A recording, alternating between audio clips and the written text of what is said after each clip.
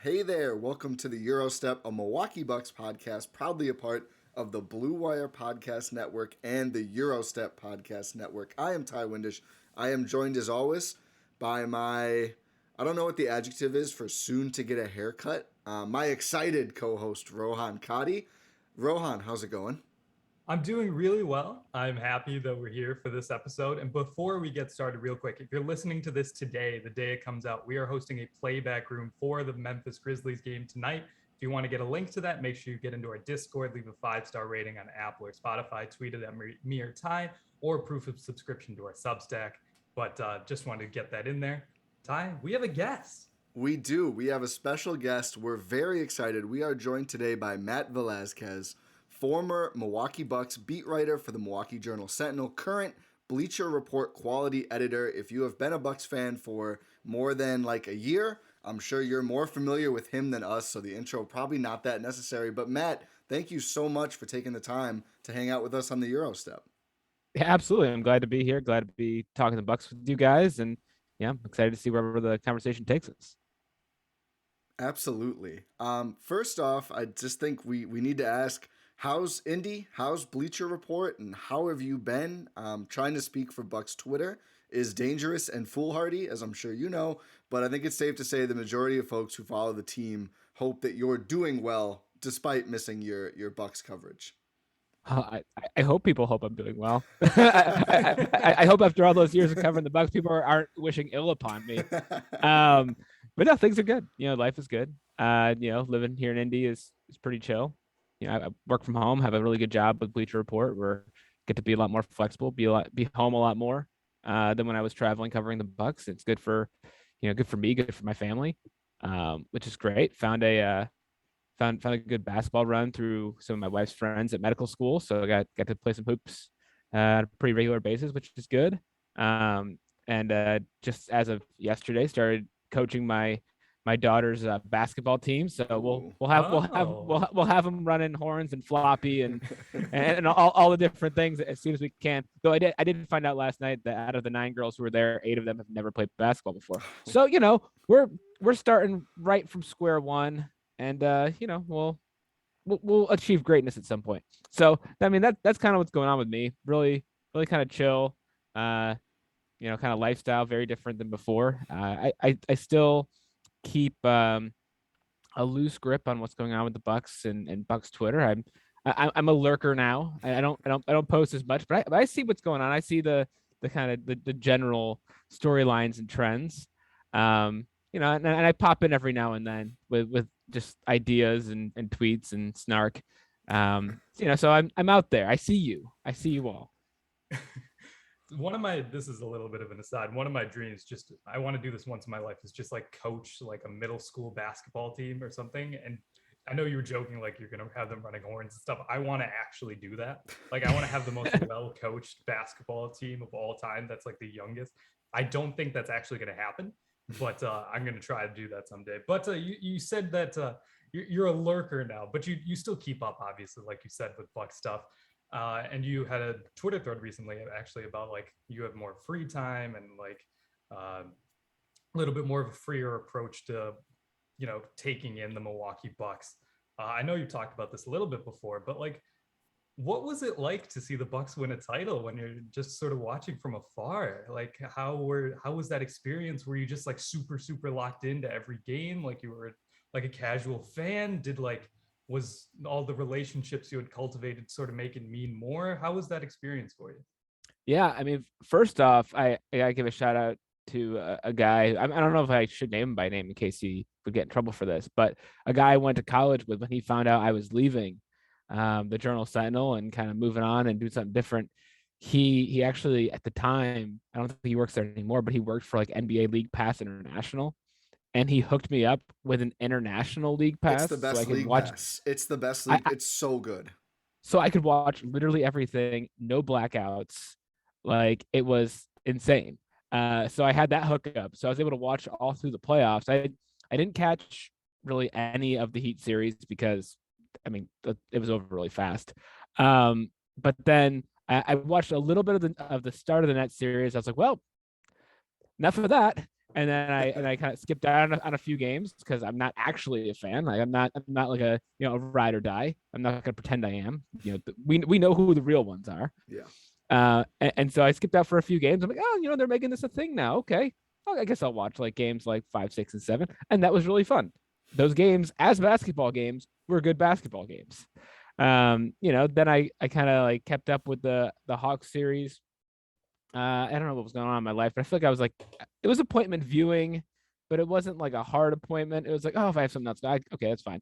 But then the finals, that was appointment viewing, and my older daughter, particularly, she's 8 now. She was kind of getting into it. She's like, oh, we want to watch, Giannis. We want to watch the Bucks, because I had gone to a game here in Indy back in May, and my kids were convinced that like going to an NBA game means you're going to be on the big screen like 3 times because there was only 25% capacity. So 2 girls jumping around got on the screen like 3 times. And so it was the best for them. And then after the game, Bucks PR guy, extraordinaire, Dan Smichek, he grabbed Giannis and pointed out where we were. And, he waved. It was very nice. And so the girls, they basically think Giannis and I are best friends, which couldn't be further from the truth. But they're like, oh, we want to see what they're doing and Giannis or whatever. And I remember around that time I had traveled to Baltimore to hang out with my brother and his family. We were watching, I think it was game 5 together. I don't know, it must have been earlier than that. Either way, there were so many like incredible. It must have been game 2. It was game 2. I don't know. They're all running together. They were just. I'm thinking about all the highlights that I saw and like experiencing them like with my family, and like that was really cool. And then seeing them win. And I mean, the biggest thing was like I felt like I was allowed to feel happy for them. Like, because when you are in it and you're covering them, you're supposed to be like kind of unbiased and stand back and be like, okay, like this is what happened. Like let's I have to focus on what I need to do. I need to like flag down these people, like do interviews, transcribe, write a story, make sure it's good because a lot of people are going to read it. Like this is like a huge moment. But as someone who was just sitting on their couch, like watching everything unfold, I could just be happy for, the players, the coaches, the organization, the reporters, the people who work for the team or work with the team, and just be like, wow, like there's a lot of people who have done a lot of work for a very long time to make this make this all happen. And you can kind of just sit back and be like, wow, like great for them. Like it's like really exciting. And to see all the people in Milwaukee and just like, when I first got to Milwaukee, it was 2013. Like they're still playing the Bradley Center. There was, downtown wasn't what it is now. You couldn't really find Buck stuff anywhere. Like I was mostly like given the assignment to go help Charles Gardner covering games because no one wanted to do it because they weren't very good. Like, I mean, the Bradley Center was right across the street from the Journal Sentinel office. And it was just like, meh, like whatever. And like, just to see the progression of where they were to where they got to and see all the people in the Deer District and all that, like, it's just like absolutely cool, objectively cool. And so like, just watching it from afar, it's like, wow, like that was my life once. Like I would have been there, but I did have the benefit of like, I was glad I wasn't there in a sense, because if I was there, I'd just be frenzied. Things would be chaotic and my life would have been, I feel like, in shambles by the end. I don't know how people covered that team at all, just because like you're working constantly for like 10 months and it's like you have to be at peak performance, like that whole playoffs. It's insane. But I was just able to like watch and be like, wow, like this is cool. And it was just fun for me. A question I've asked people since they won it all: do you think there were more people in Fiserv and the Deer District combined for Game 6 than there were Bucks fans in like 2013? Because I think it's got to be at least close. Like total people who are really, really paying attention and cheering for the team. I think there might have been more in person that night. No, in 2013, it was mostly just like, I mean, it was underground. Like it was almost like a hipster thing to do. It's like, oh, I like the Bucks. It's like, oh, like, is that a band? Like, is that something I haven't heard about before? Like it wasn't what it is now. Like there wasn't an international contingent of Bucks fans, or at least not ones that you would hear about. Like you didn't have like legions of Greek fans and that, and a bunch of like outposts of Australian fans. And, when they played in Paris, I talked to a bunch of French fans. Like, even if they were there at the time, like, it was just a really small subset. So yeah, so I I think it's possible there were more, it also just became cool to be a Bucks fan. But as is the case with most hipster things, eventually it either fades away or it becomes really cool to like kind of follow along. So gosh, that is a really good question. But I think the number of people at the finals was probably more. Speaking of those awful 2013-14 days, like you said, that's when we were starting on the Bucks beat. How wild does it see like two guys like Giannis and Khris? Like, I know obviously most people aren't going to expect like, oh yeah, those are going to be the best two players on a title team. Obviously, how could you not see that? But like, is there like some glimpse you might have gotten from those early days? It's like, oh, these two might have a chance. Not that first year, no. Yeah. I think if you're imagining back to that year and saying, yeah, I saw that there was going to be something for both of those guys and they were going to be great and just doing insane things in the playoffs, like, you're a liar. Like, I don't know what else to tell you. I mean, Giannis was just this kind of like goofy, gangly kid, and he, true to form of being somebody who is coming from a different country and being away from his family and his culture and his background for the first time ever, like he was just figuring out who he was and what he was doing. And you could tell he had some like basketball skill, obviously, like, but you didn't look at him and go, oh yeah, this goofy teen is going to be, the best player in the league, putting up 50 points in a deciding finals game in the next decade. Like you just didn't. I mean, maybe John Hammond saw it, but I don't think most people saw that. What you saw was somebody who like was trying smoothies for the first time, and a guy who would see something funny on his phone and like show it to all the guys in the locker room to the point where they were just annoyed with him because they were a bad team. And so after a loss, to have this like this child basically coming around the locker room showing you a funny Instagram thing that is not funny to you because you're an adult man and like you just don't care, like that's like that's what it was. Like that's stuff that was going on. Like, and you'd see like the fire of him like going kind of head to head against Carmelo Anthony and kind of just trying different things out and like learning about who he was kind of as a player.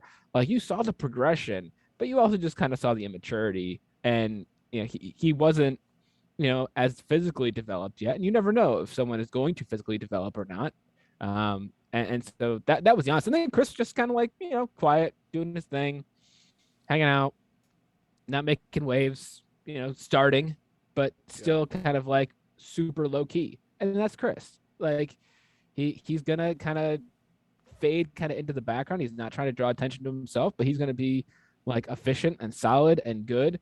And at that time, you're like, oh well, maybe he could be like a solid like role player. Like maybe that'll be him. Like who knows how they'll build? Like they'll get a high pick, they'll get a star. Like that star will come in and it'll shake everything up. And like so, you just don't know at that point, what is going to kind of blossom from those guys. I mean, it's a weird team to cover. It wasn't a very good team by any stretch of the imagination. Yeah, there are a lot of characters. When you have a bad team like that, you just get a bunch of guys like cycling. I mean, maybe people are more used to that now with the way the hardship things are going, and you're getting more. But at that time, like there were like 20 guys on the team, like because they just kept like dropping guys and picking new guys up on 10 days, and then there's a stretch where like fans were like, "Yo, Jeff Adrian, like that's our guy." I was in on Jeff Adrian. The rebounding. I know. Jeff Adrian could rebound, man.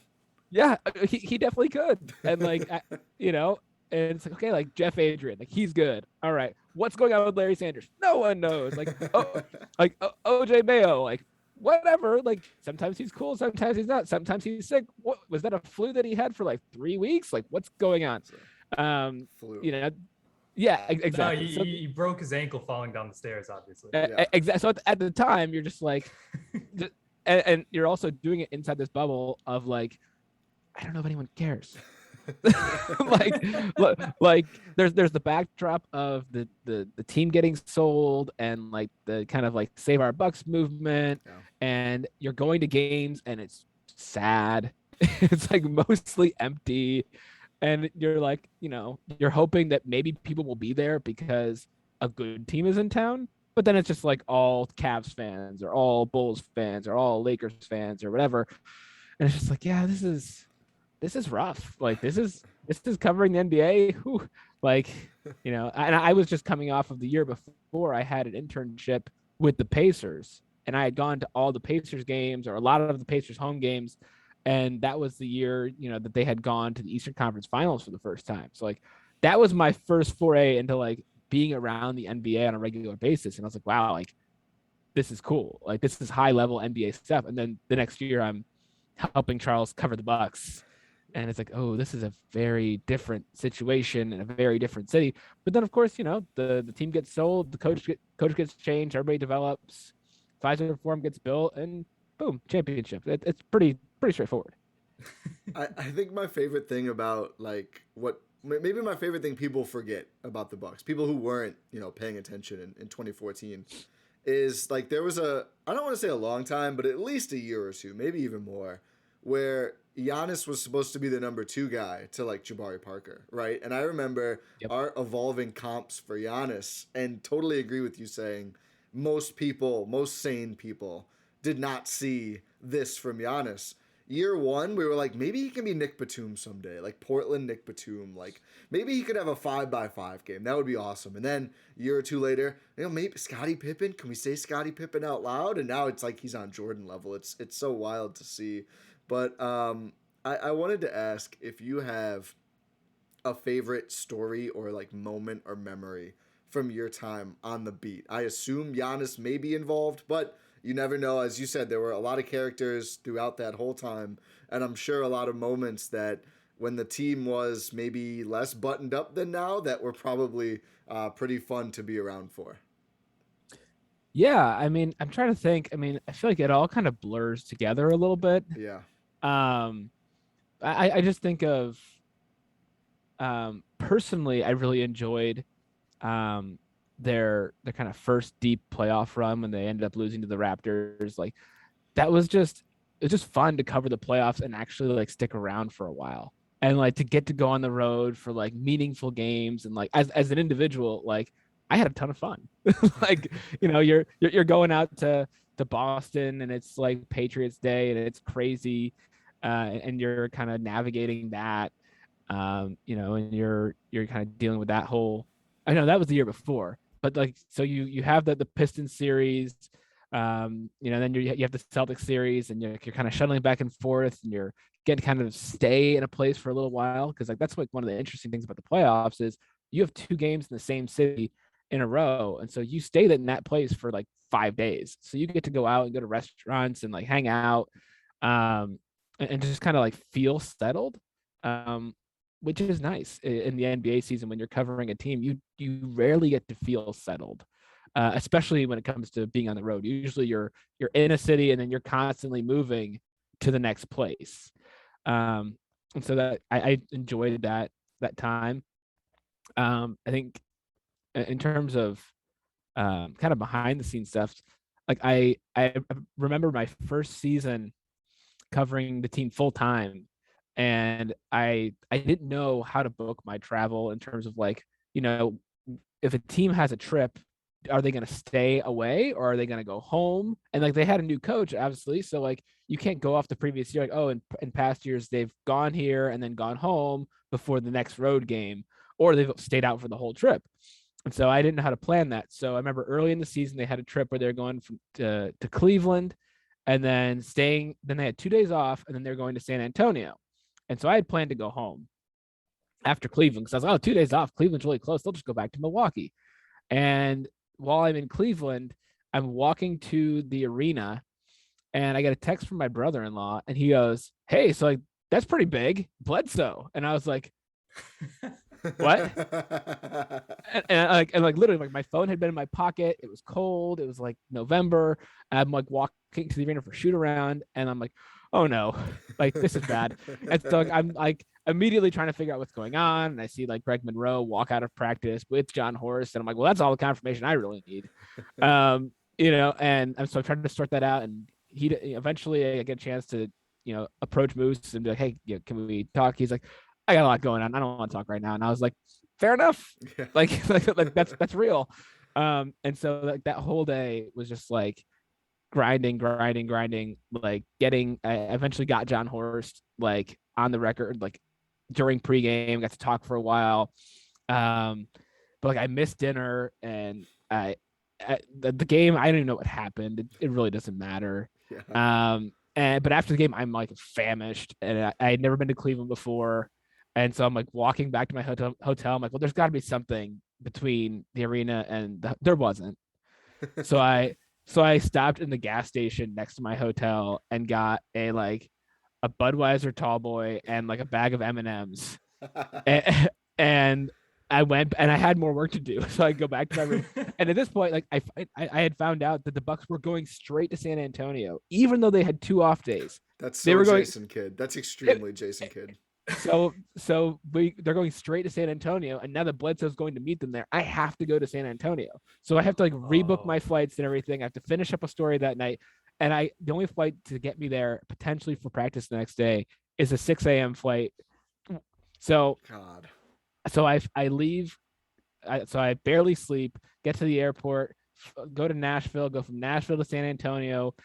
Somehow get to where I need to go. I'm at practice, and at one point, I think I was kind of standing around waiting to talk to somebody. Like Giannis, like a ball came over to me and I threw it, and Giannis was, oh hey, hit me up. It's like I pass over to him to the corner and he misses a 3, and then they're just like kind of shooting around. And I was like, oh, Giannis, where's my assist? He's like, hey, F you, man. And I was like, hey, I was really hoping you'd make that.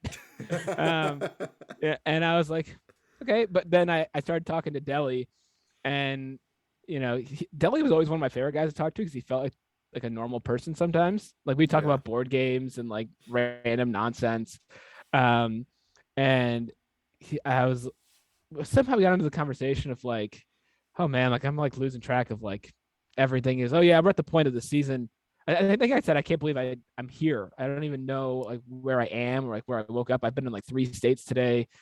He's like, yeah, we're at the point of the season where I don't really know like what day it is. I just know like when the next game is. He goes, but I don't know how you guys do it. Like the whole like flying commercial, like this is hard for us. Like I don't know how you guys do it. And like to this day, like, I don't know if I've been more seen by like a player. I was like, oh, like I totally get that. And then of course, like Jason Kidd ran like 4-hour practices. Like they weren't quite that long, but they were close for like the next 2 days. And like talked to Bledsoe and did all that. And but it was like that whole thing was like a welcome to the beat type of situation. I also remember there was a time in Miami where I was wearing a Marvel shirt and Captain Marvel had just come out. And I was talking to Brooke Lopez about the Avengers video game for Sega, which was a classic. And like Brooke and I are like the same age, so he totally remembered playing that. So we were chatting about it, and Giannis came over and like grabbed my shirt and was like, "You're not a real Marvel fan. You don't like Marvel. You're not a real fan." And I was like, "Yes, I am. Like, what are you talking about?" And he goes, "You're not a real fan. You're not a real fan." And I'm like, "Hey, Giannis, have you seen Captain Marvel?" He goes, "No." And I'm like, "Well, you're not a real Marvel fan." Yeah, and then later that day, he and I talked and had a great conversation. It was fun. But it's stuff like that you remember. I mentioned the playoffs. Was that 2019? We're just reporting out Khris Middleton, leaving after Detroit and like having his daughter and being there, like that whole story. It took a long time to find out what happened. Like that's why the story didn't come out till Father's Day, which is because he didn't want to talk about it. Like, and I get why, but just like the process of kind of like having those conversations and building that trust and like him allowing me to tell that story, just felt good as a reporter and as someone who had kind of built a relationship with him over time. So, and that's just some of the stuff that comes to mind. It's all kind of scattershot, but it was a fun time. Since you mentioned John Horst walking out with someone, were you around for the practice when Jason Kidd got fired? Because that happened at a practice, right? So I wasn't at that practice. I don't know if anyone. I don't know if it was an official practice. I'm guessing, yeah, he probably didn't do it in front of media and stuff. Yeah, That's yeah. not a very Bucks move. It wasn't a. Well, he was not very media friendly. Yeah.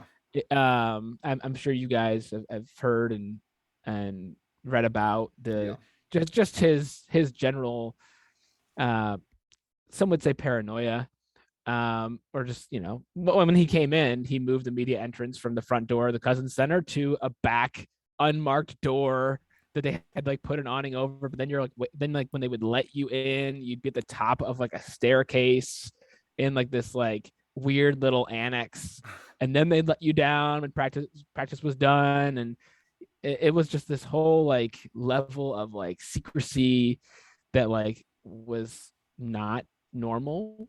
At least talking to Charles Gardner, who'd been covering the team for longer, like it was kind of more like a folksy like type setting where like, oh hey, there's like a trust and like an expectation that like, okay, there's this like kind of media room that they had that they would like let people wait in, but you have to walk past like all like the executive offices to get there. And the Cousins Center was a dump. Like in terms of, I mean, I think we all know that, I've heard that, but it was like this like little like kind of like small business, small town, like it's okay, everything's fine. And like Jason Kidd was like, no, that's not okay. Like we have to put the media, like they're out to get you. Like we have to have them come to this back door. And it was this, kind of this whole thing. So there's no way that if there was media present, that would be part of the calculus at all. I just remember that day was, I mean, that's again, that was my first season covering them full time. And it's like, gosh, like, that they had hired John Horst during the summer before I was even officially on the beat. And I had to cover, like, I literally wrote a story, who is John Horst? Because no one knew who this guy was, which took a bunch of reporting while I was at the US Open at Erin Hills. I was helping cover that for the Journal Sentinel that weekend. And it was like, oh, you aren't officially on the beat yet, but you're probably going to be the beat guy. And you're the only guy we have. So figure out who this guy is. And like, I had to figure out how to get a hold of his like college basketball coach and like his like high school athletic director. And I eventually got his parents. And like, there was this whole thing while I'm covering the US Open, like writing like a story or two per day. So that was a mess. And then, so they hire him, and then like they fired Jason Kidd. Oh, they made the Bledsoe trade. They fired Jason Kidd. And I'm like, I'm new to this in the sense that like I had been like the number 2 guy helping Charles, but I don't have like the deep web of contacts and all that stuff to like get all the information immediately. So I'm just like flying around, trying my best to like do anything or get any information, and it's just like, it's very invasive and interruptive to like your life, where you're like, oh, like they just fired Jason Kidd. My whole day has changed. Like, so, yeah, so I was not there. I was not at any pizza places where his departure was discussed. I can say that I covered the whole Joe Prunty era, whatever that's worth. But that's all I got. It's an iconic time, really, the Joe Prunty era, and it's still continuing a bit in Atlanta. Yeah, no, I mean, as Igor Kokoskov said, he's a guru. He's a basketball savant. So he will always have a home in the league, I'm sure. He's also a very nice guy. The problem is that sometimes he is very boring because he is very nice and very straightforward, and he'll look you in the eye and he'll smile and he'll tell you nothing. But I mean, I don't think I can say a bad word about him as a person. So there is that. Right. That's always good. You're always going to talk with good people. Yeah. Yeah. So we talked previously about like a bunch of characters that have happened all throughout your time covering the Bucks. Just so many players, so many different like personalities. If you had to pick one player, just who could be anyone from your time covering the Bucks, to be on the end of the bench for a potential title run, who would it be? This is so easy. This is not even a question. It's Rashad Vaughn.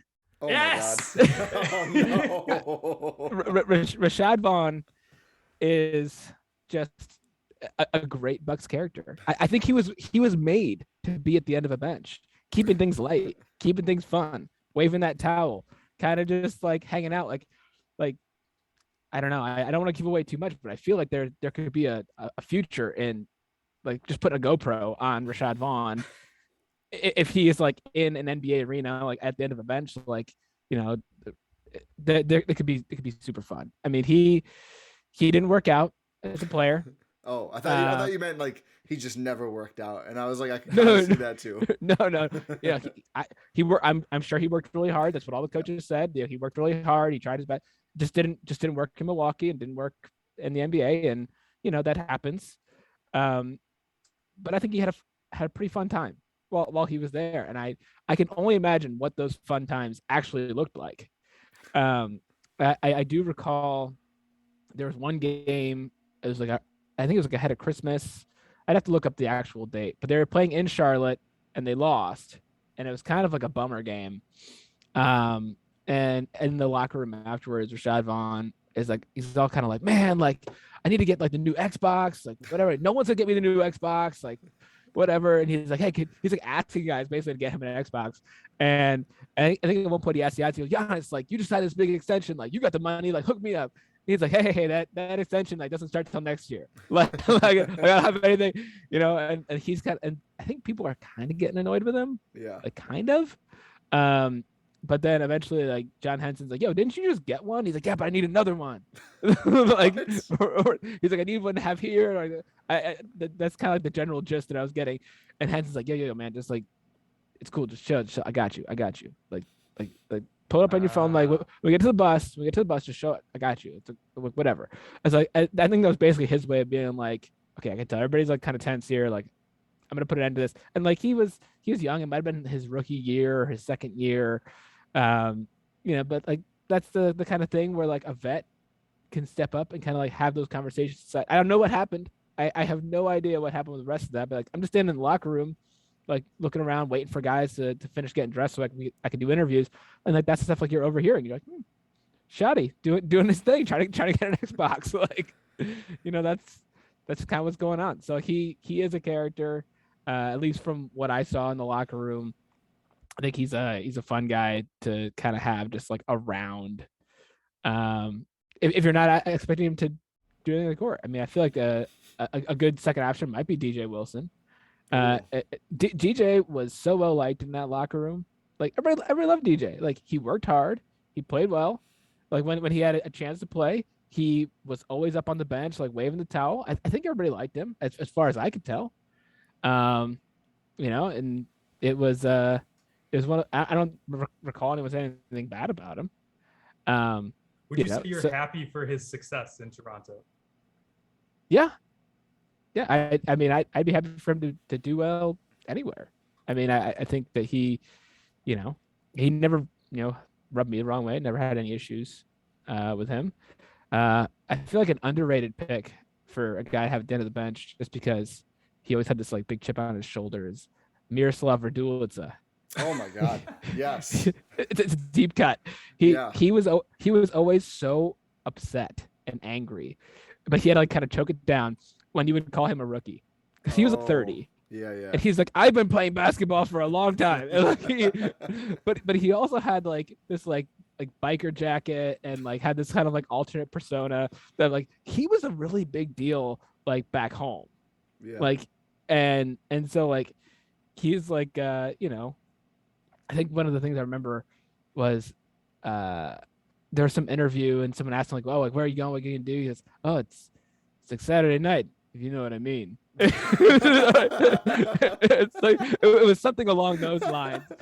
And you're just like, okay, like I don't know if he'd be great for team chemistry at the end of the bench, but just as some like a random dude to just like talk to and be like, hey Miroslav, like whatever. And like he had that a very strong confidence in himself that was entertaining. That's I remember he was like one of the more crabbier personalities who made it into Mira and Fader's book about Giannis. I remember at some point she had a story in there about like Giannis just like annoyed the hell out of Miroslav, and he like snapped at one point and said, just shut up, man, like enough. And that totally clicks with the way you're describing him, is like, I'm not a rookie, like I'm established. Yeah, exactly. And that's what I was saying before about Giannis being like 18 in this locker room of like men, and like him, doing his kind of like 18-year-old stuff and like whatever antics and kind of coming to America type stuff, like that didn't always resonate because these guys were like kind of like hardened, grizzled, established veterans who were playing, some of them, for their careers. And it just didn't always mesh with what was going on. So absolutely. My answer would be Brandon Knight, by the way. Oh, because he got snubbed for the 14-15 All-Star game, so you got to get him a ring as record. Okay, I mean Brandon Knight, like that first year I covered the team, he was like the go-to guy, like for pretty much that whole year. Like he was forced to like have to like carry that like 2013 Bucks team, 2013-14 Bucks team, and like he was like one of the go-to post-game interviews because like he usually had a good stat line. He was someone to talk to. Yeah, he did stuff. He spoke well. Like you could try to go to Ersan or Zaza. Sometimes they're hard to understand. Like that just comes with the territory. Also Ersan speaks in many cliches, and he doesn't always say much. So as you're interviewing guys, you learn like, okay, who can I talk to that will say things that will be like, illuminating of what's going on. And like sometimes Ersan wasn't that guy. Though Ersan was also sneaky funny and could very well be the last guy on the bench. That's a good one too. Because again, a guy everybody likes. I think he should come back to the Bucks like every 2 years for the rest of his life. Just because. He always has. And still might at this point. Yeah, honestly. I mean, what could go wrong? Really nothing. I mean, the only thing that could go wrong is the Buck could be like, yes, Ersan's back. I can play him a ton. Yeah, exactly. But I think we've gotten past that. I do too. But that's a good segue into the next question we have, which is like, if there's ever an NBA season to not be closely plugged into the Bucks, it's probably this one. Lot of players in and out of the lineup. Brook Lopez, unfortunately, only played the one game. So I wanted to ask, just not even necessarily Bucks specific, but from a league-wide perspective, have you found it a little harder to get into the NBA this year with all of the replacement players and hardship guys? Are you leaning more into like some other sports and maybe watching more football? They're in the playoffs right now. Seems like a lot of people, certainly in Wisconsin, probably all over are. Or have you enjoyed the league about the same as usual? That's a great question. I am finding it a little bit harder. That's partly because of like my own distance from it. Like, I wasn't a huge NBA guy before I got onto the Bucks job. It was more like, hey, I want to work in sports journalism. I want to cover teams. I want to do anything that's not baseball, because covering baseball is terrible. like it's just so long of a season at the best time of the year, and the days are just incredibly long. So like my wife had given me like an ultimatum, like, you are not allowed to cover baseball. It's not allowed. And I was like, okay. So I'll do anything. I just want to get in and like see what I can do. And I grew up in Connecticut, like big college basketball state. And like that's where a lot of like my kind of like fandom was. I grew up rooting for UConn, obviously, because that's all we got in Connecticut. My mom went there too, so that helps. But I'd kind of like, slowly kind of trickled off college basketball more towards, pro. But then I also covered Marquette for 3 years before I covered the Bucks full time. So kind of like got back into that world. And then I, the opportunity to cover the Bucks came up, and I jumped on that, and it's okay. Like now I'm doing this. So it's like, okay, like I never had set out and said, I want to be like an NBA guy, or like I am an NBA guy and I want to get onto an NBA beat. It was more of like, I just want to be a guy who covers somebody. And so I got there, and that was great. And I loved like diving into the NBA and learning the salary cap and learning how everything works, and being able to share that with other people, and getting to know the personalities, on the Bucks and in the league. And it was really a great experience. But when I stopped covering the Bucks, I wasn't like, oh, like this is like ingrained into who I am. Like I'm an NBA guy. It was more of like, okay, now I don't have to do that. Like I can do it when I want to. And like there'd be games that would be on, and I'd be like, since I had international league pass and I could watch anything, I was like, oh, this game's on today. Like I definitely want to watch like this game of teams that like, are not involved. Not the Bucks. Like it's just other teams, other players who are interesting. And or I'd see a game was like going down to the wires close with like 3 minutes left. Like, oh, I'll just pop that on. I got nothing else going on. So I got to be like kind of that like casual league pass surfer. and check out, because when you're covering the Bucks, like you watch all their games, you pay close attention to what they're doing, and on your day off where the Bucks aren't playing, the first thing you want to do is not like put on a different NBA game. Like maybe you'll do that if you're on the road and you're like in a different city, hanging out at your hotel. Like, boom, I'll throw on like whatever game is on ESPN or TNT that night. Or it's like, hey, I never get to watch movies, so I will watch a movie tonight because I can. So yeah, so it's been harder to follow league this year. I think just because of all the churn, and also because it's like, okay, I don't have to, so I'll jump in when I'm ready. I'll dabble a little bit. But and in terms of following the Bucks, though, it's like, like they'll be there, they'll be around. If you want to turn that show on in April or May, it'll be there. Like there's like that certainty that in the past wasn't there, right? I mean, they went like 18 years without making it out of the first round, and now it's just a foregone conclusion. Like, you know, they'll be there, you know, after the first round. It'll be fine. Yeah, it's just it's a wild turnaround. And I get what you're saying. It's occasionally like the season can just be, it can be a drag. Like there's been a couple days off for the Bucks now. It's like, I'm not going to turn on a different NBA game. Like I understand that. Like it's like why do I have to do this? I can do other things. Like, in fact, you mentioned it. I'd watched a movie that I had been waiting to watch for a while because it's like, oh, there's no Bucks game on tonight. So that sort of thing is fun. I know you, like, obviously you're not on the beat anymore, but you know, we're asking whoever we're desperate. We're desperate here. Do you have any sort of information on Brook Lopez? We need to know. Okay. No, I don't. No, I did. I almost, so again, I'm a lurker. I see things. I know things going on. Like I'm a lurker on the Bucks Reddit, like there too. Oh boy. So I lurk in places. It happens. Because when I was on the beat, I had to kind of be tapped in to what was going on Twitter, what was going on Instagram. Like I deleted my Instagram. I never was an Instagram guy, but I would lurk on Instagram to see what Bucks players were putting on Instagram in case it was relevant to my life and my job.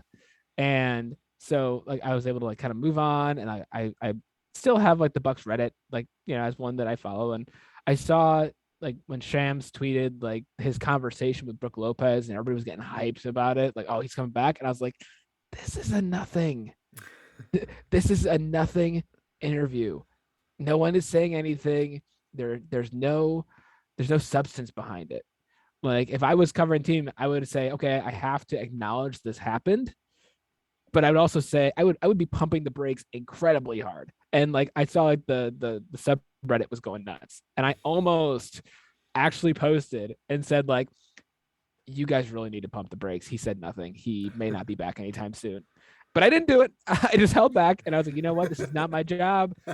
You know, this is not what I have to do. I hope Brook feels well. I hope he gets back to playing shape, and it becomes available as soon as possible.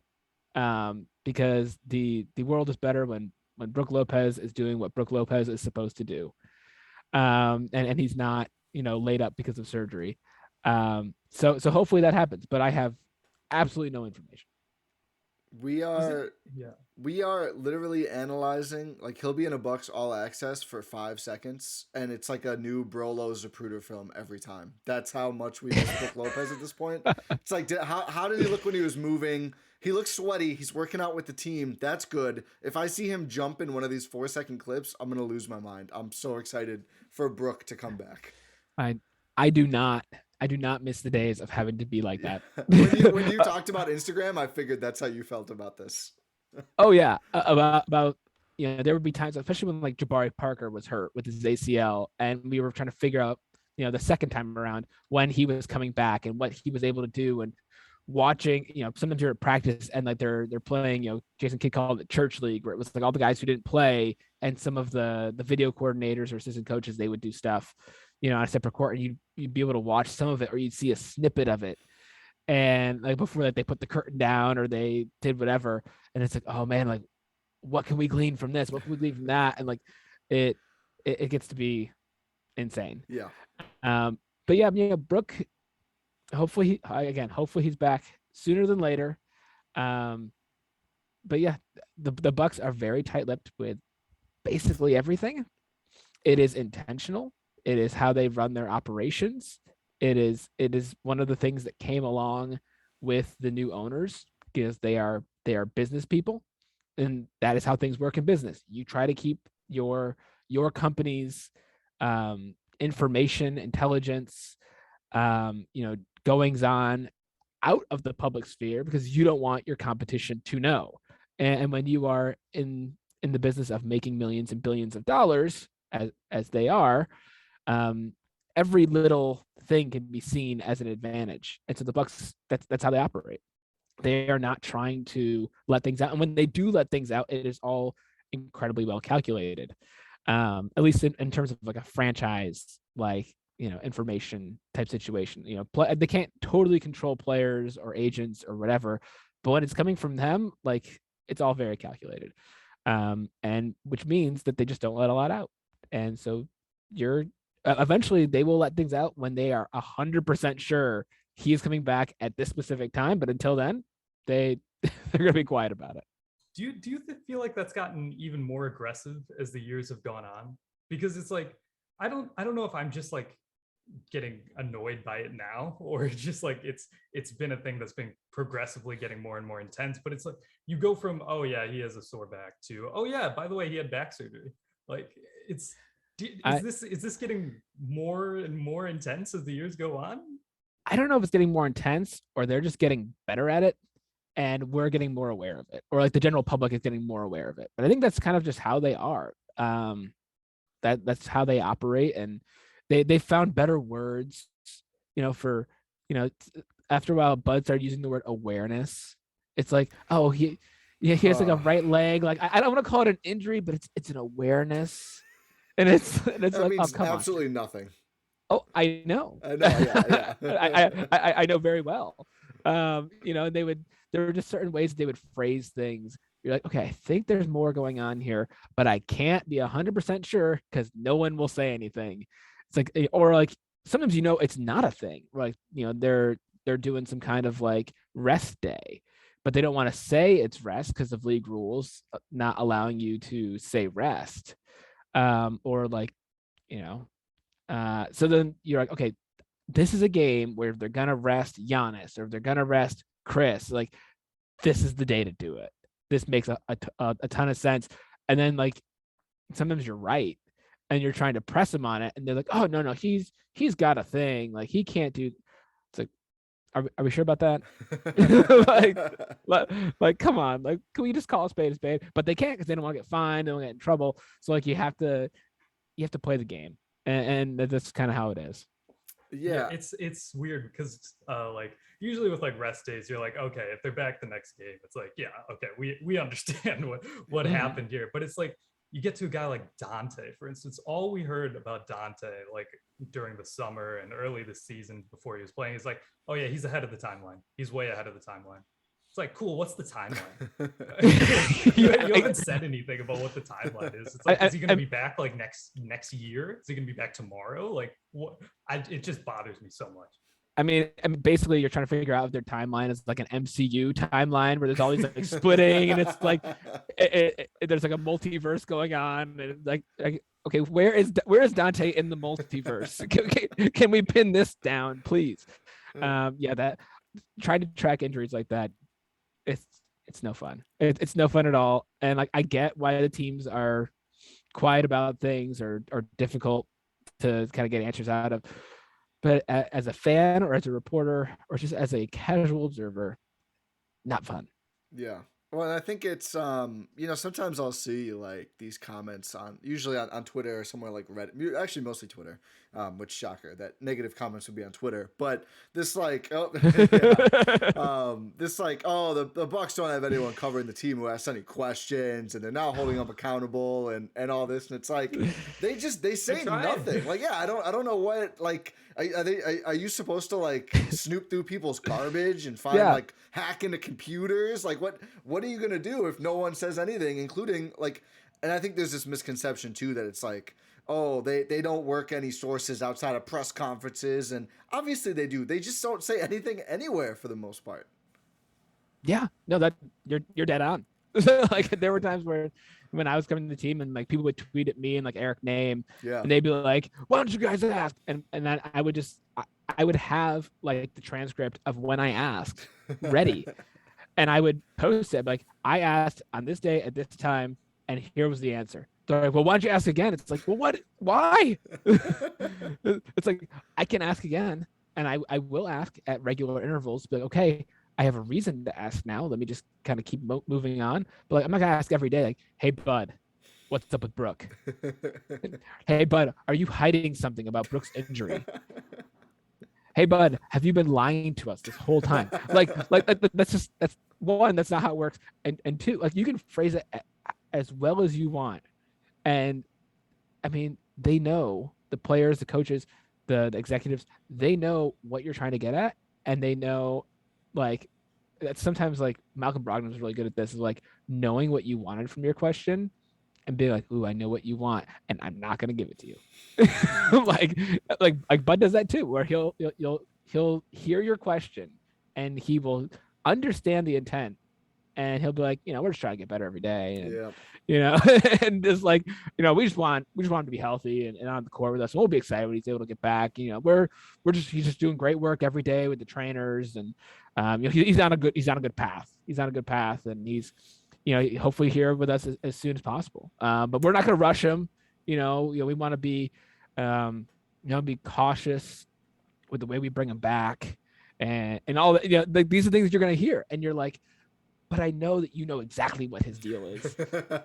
And I know it's like, but it is not in their best interest to tell you, because all they could do is either be right and give like a warning to other teams, like what's going on, or they could be wrong. And then you're mad at them, because, it's not always a linear progression when guys are coming back from injuries. Like, these are human bodies that have suffered some trauma that need to kind of get back in working order. And that's not always linear. So yes, we used to ask. I mean, I'm sure the people covering the team still ask and still are very tapped in and try to get that information, and people don't want to give it. And that's life on the beat. My favorite Bud not answer ever. This was, I haven't gotten to cover the team. This was on TV. I think it was a preseason game this year. And basically he was asked like what he hopes to see. And I've said this so many times on the pod, but it's too good to not retell. Like, what do you want to see out of this game? And, what are you looking forward to seeing from the guys after a long layoff or whatever? And I swear to God, he just says, I just hope we can run some 5-on-5. And it was like, but it's an NBA game. Of course, there's going to be 5-on-5. That's all that's going to happen. That's really all. And then, of course, he went into, we just want to get better every day. And, all the classic. It's like, since maybe it's probably the championship part, but now I'm like, it's almost endearing to me. I'm almost like, yeah, bud, say nothing. You got it. Yeah, bud. Interview random. You got it. Oh my goodness. There's so many just Bud-isms that we could get into. Yes. But yeah. Bringing it back a little bit to the basketball side of things, like, if you just like put away like all of like the hardship guys or the two-way guys, whoever's in and out of protocols, if the Bucks still have Giannis, Khris, Drew, Brook Lopez, how do you feel about them running it back, going back to back? I think they'd have every opportunity. I mean, those four guys in particular, when you have them, and it's, for the past few years, been just insert whoever else, like they have the makeup and now the pedigree of a team that can win a championship. Like, it's proven to work, and it's been proven across multiple regular seasons. Now it's been proven in the playoffs, the highest stage. Like, pretty much put them against any team in the East right now. I mean, right now they're the 5 seed. They'd be against the Cavs in the first round. Do you really think the Cavs would be able to stop them 4 games out of 7? Like, you're out of your mind. Like, yes, that team is good and young and feisty and has some cool pieces. And Evan Mobley is like pretty cool in terms of like, rookies and what he can do. And Jared Allen, like, he's a pretty good stopper on the inside. And, Garland and Sexton, like, they have these guards. Great. That's fun and nice. But like, that's not a team that's going to stop the Bucks in the playoffs. That's not a team that's going to stop the Nets in the playoffs. Like, that's not a team that I would even pick against the Sixers in the playoffs. And the Sixers are an absolute mess. But they would still have the best player in the series, and they would still maybe have the second best player in the series, depending on, well, We won't get into them. Spicy. We're let's talk about results. Um, so, but yeah, so I think the Bucks will be fine to be, in the playoffs as long as if they're fully healthy. Then yes. Right now, without Brook, I think people are now understanding how critical of a piece Brook is. For as much, kind of hate as he has gotten at times, for his role or for his lack of 3-point consistency or whatever. Like, he does the dirty work on defense. He is a big body who can muck things up on the inside. He is a 3-point spacing threat, even if he doesn't always make them. Like, he is a critical piece to why the offense works when it works at its peak form. It's because he's there. And sometimes, there have been times where even in the playoffs last year where he wasn't on the floor and they were able to get things done and do well. And that's a credit to the guys who were on the court and all of that. But Brook is an important piece.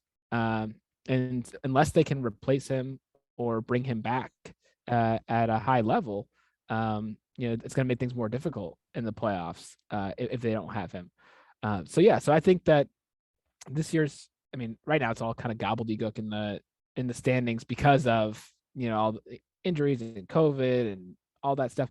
But when it all shakes out, we actually get to the playoffs, we get to see the, 8 to 10 best teams kind of going at it, like in the Eastern Conference. I think there'll be some fun series, but it's hard to imagine there are very many series where the Bucks wouldn't be favored, as long as they're healthy. There's always that caveat, but I think that they have every opportunity to compete among the best teams in the East. So I'm not going to say they're going to repeat because there's just so many variables that are unknown. But when you have Giannis and Khris and Drew and maybe Brook, like, you have the pieces to have a tough series against anybody. I think people forget that Brook Lopez, when Giannis went down in the conference finals, he was like, yeah, I'm just going to casually drop 33 points, be the leading scorer for this team and help them take a series lead. Like, people forget about that. And that happened it was a while ago at this point, but like, it was the last 6 months, 6 months ago. Yeah. Something like that. I don't know. Yeah. And like, there's like a Rex Ryan level interest in Kevin Durant's feet, but people forget like Brooks like critical block in that game, like that can't be forgotten. Like, you can't just say like, oh well, what if Kevin Durant's foot was up? Like, okay, like, well, it was on the line. What about the plays that did happen? Exactly. Like that is also of interest. So Brook, he's the most important free agent this team has ever signed. I think that's probably fair to say. Yeah. I think without a doubt. Yeah. I haven't gone through the annals of Bucks history to look at all their free agent signings, but I think Brook Lopez has been the most important one of all of them, and it's both crazy and not crazy that's not an overstatement. Yeah, I think you look at the Bucks have had so much trouble signing guys for so long that they didn't trade for first, right? So I remember at the time, like, Greg Monroe was the biggest by far, and it was huge. Yeah, if you weren't around then, that was a big deal. My God. That was huge. Yeah, I remember seeing that news, and I was like, "Wait, what?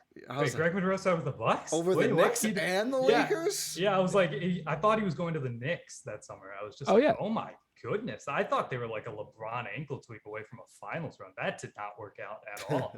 But but it was just like Greg Monroe was the biggest at the time. But if you're talking about most impact, it's got to be it's Brook. It's definitely Brook. Yeah, easy.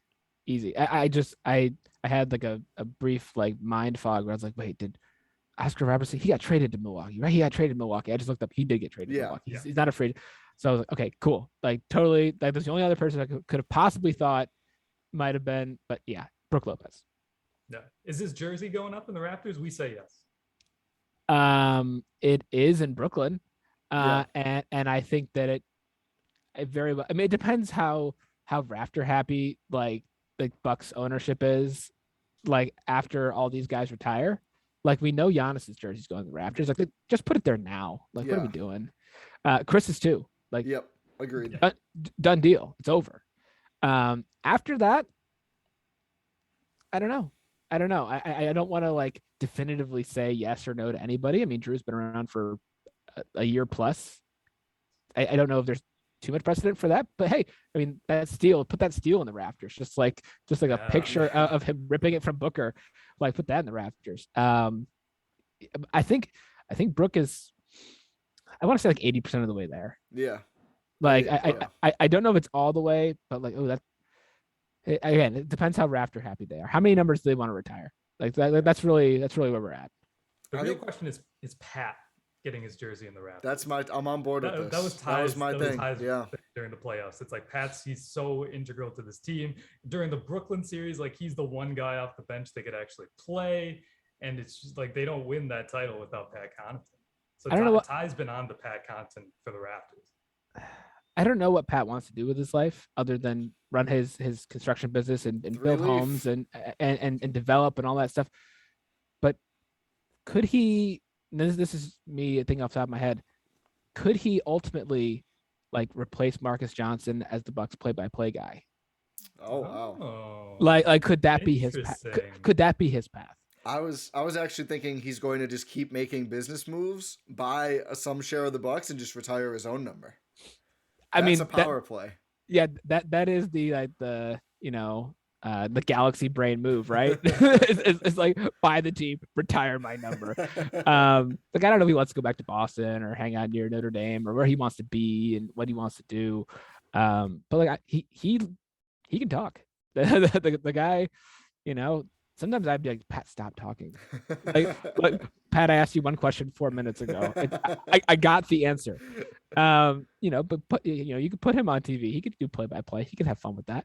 Marcus Johnson, I'm saying replace him in like 10, 15 years. Marcus, keep doing your thing. Yeah, like you're crushing it. We need you around like for basically ever. Just stay around. But whenever you are ready to go hang out and do something else and, dunk on your 95th birthday, like that's fine. Like go do that. But maybe Pat Connaughton will, maybe he'll back you up. I don't know. Just spitballing here. That's a great. That's fun. That's really interesting. That's really fun, actually. He would be great at doing color on the broadcast. Honestly, like they should try doing that like now if he's missing a game or two. They've done that in the past with other players, right? Like they've had Klay Thompson on the Warriors before. Like they've had like CJ when he's been injured in the past. That he's been on the Blazers broadcast. They should try Pat on the Bucks broadcast. Yeah, I mean, I remember when I interned at the Pacers, they had wrapped up, I think, like the 1 seed or whatever. And it was the last game of the regular season. They're playing Philly, who at the time was processing. Yeah. Or close to processing. They're in the process vicinity. And no one cared. It's the last game of the season. Like all the starters were sitting out. And I remember like Roy Hibbert and like Paul George, they were like all sitting at the TV desk like during the game. I think they like did a quarter or they did some interviews like during the game. Yeah. So that was kind of interesting. I was gonna guess Bucks legend Roy Hibbert. Yeah. I was gonna guess Hibbert would be one of the guys on TV. Hibbert seems also like a pretty good talker.